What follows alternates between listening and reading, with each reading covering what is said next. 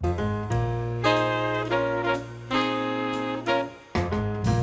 want your body to be mine. I said, come on, baby, just to give me a sign. I think we're kind of one of the best kept secrets here in Chicago. Our food, it's something for everyone. We have comfortable food. We have a foodie food. We have very friendly service. It's BYOB, which keeps it affordable for the neighborhood, and it also keeps it exciting for wine lovers. But when you walk through the door, you've got 3 different rooms. You've got the bar ambiance, you've got the middle dining room, and the cabaret room. The cabaret room can be rocking sometimes. We have some of the most amazing artists coming in here. It's a throwback. I mean, there used to be several clubs in Chicago way back when. When I lived in New York, there were quite a few of them, and I always loved that, and I love live music. We're not regional. We don't do just Italian, just French.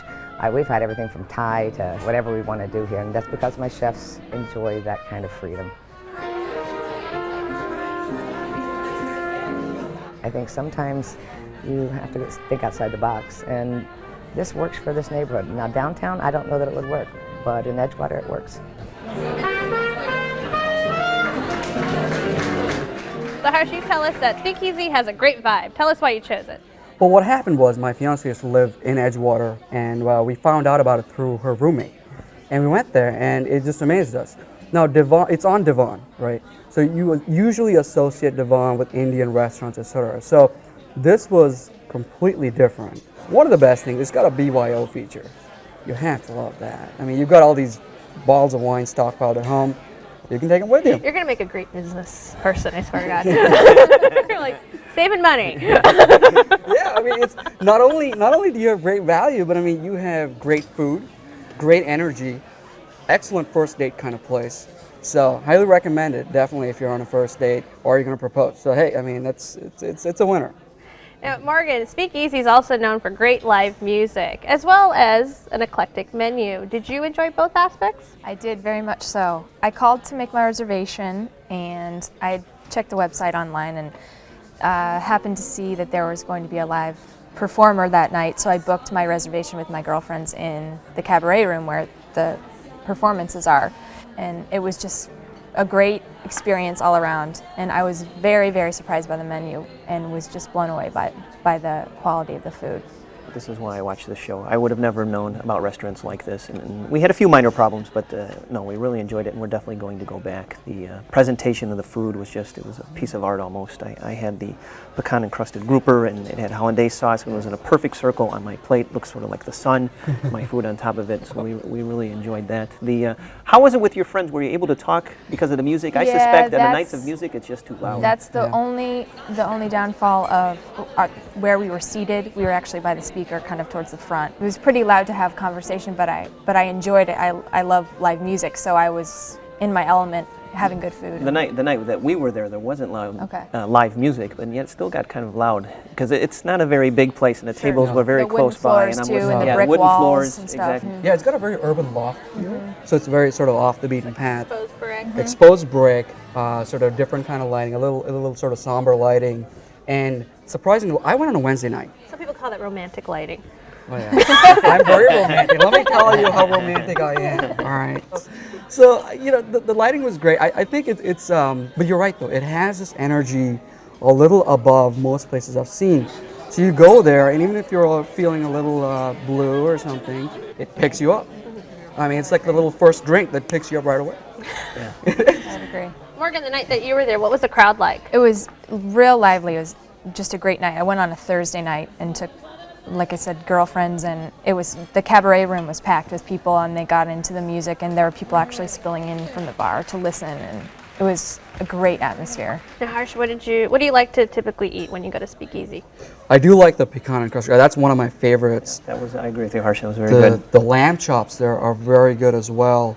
As the meat eater that I am, I actually had the tenderloin with mashed potatoes and spinach, which was actually a great amount, the black bean hummus for appetizer, and Did you just like that, Morgan? How it's just growing like a plant? yes, it was Yucca neat. chips, yeah. The server actually brought out extra chips, which I thought was very nice. She said, they don't give you enough, so I'm going to bring you more. So that was kind of nice, the extra touch.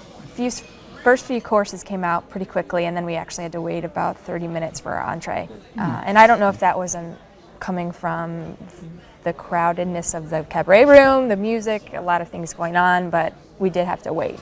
Richard, do you have a similar experience with your service? No, our service was very good. We got there. Part of it wasn't nearly as crowded as it sounds like it when you were there. But our waitress, she sat down literally right next to us and explained things. Servers sit next Yes, to she you. was sort of, here's our specials tonight. Telling you right on there like that, and she explained I a few never things. know what to think of that. We It's had like, some hi. questions. They did bring us a little appetizer, actually to everyone in the room. Yeah. They were bringing them the appetizer without asking, and then when we were done with our appetizer, we got the orange sherbet.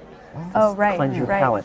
I mean, it's little things that make the difference, so Yeah. I like that. And they were on the yin and yang plates. I don't know if you noticed Yes, that, the black yes. and white one, yeah. That's So. Well, typically that concept of giving it a muse or a mignardi, the dessert service, I mean, those are reserved for really high-end restaurants. Right. I think it's fascinating they're doing it in a more casual, even BYOB concept. So, nice little surprise, obviously. Very nice. Surprise. The entree and appetizers were superb, no doubt Right, about it. I was disappointed in the result. Really? What'd you I have? got the Really? French rum cake with the bananas Foster. Next Disappointed time, in that. the chocolate creme brulee, Yeah. perfectly done on top.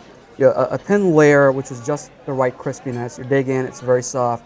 Served with 2 truffles, Mexican spicy chocolate. Wow. Can't go wrong. Well, our Speakeasy was your selection. Give us a summary. Always a great night out, always lively, great food, great service. Can't go wrong. All right. Morgan? Just a great combination. Very pleasantly surprised by the quality of the food, and the entertainment was just fantastic. Richard? I enjoyed this. They feed obviously your mouth, they feed your eyes with how the food looks, and on certain nights they feed your ears with the music as well. It's really fun. I'll go back. Wow. Well, you can get into a festive mood at Speakeasy Supper Club, 1401 West Devon, 773-338-0600. Open for dinner every night of the week. Alcoholic beverages are BYOB. Reservations are accepted, and the average dinner tab per person is $40.